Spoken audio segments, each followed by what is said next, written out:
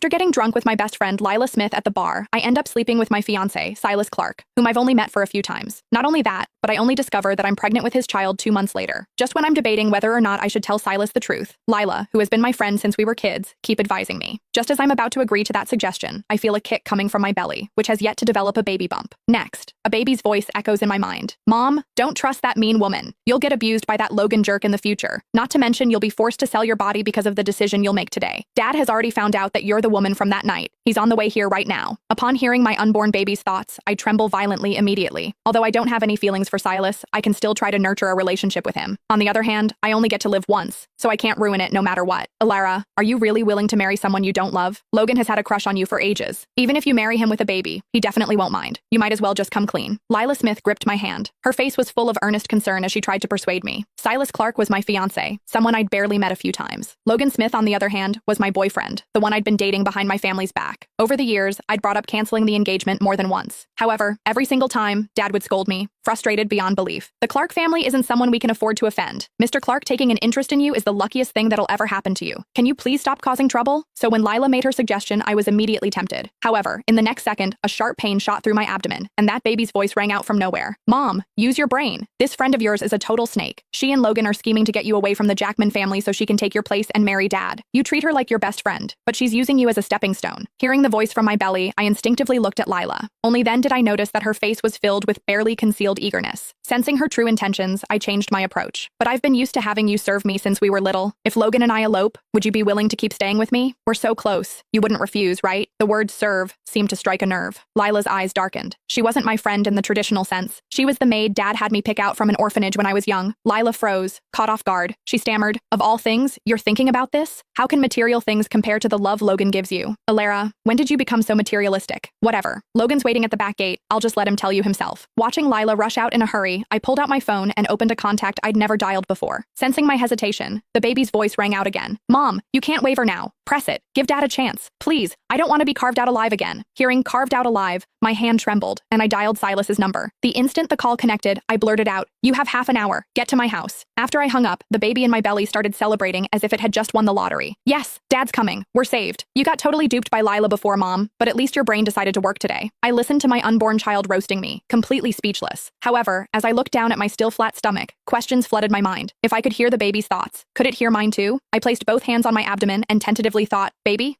Mom." After a moment of shock, the baby responded with pure joy. "Mom, you can actually hear me. This is amazing. At least dying once wasn't for nothing." I froze. Then suddenly, the baby kicked my belly. A flood of memory fragments surged into my mind. One memory showed the horrifying abuse I'd endured after leaving the Jackman family with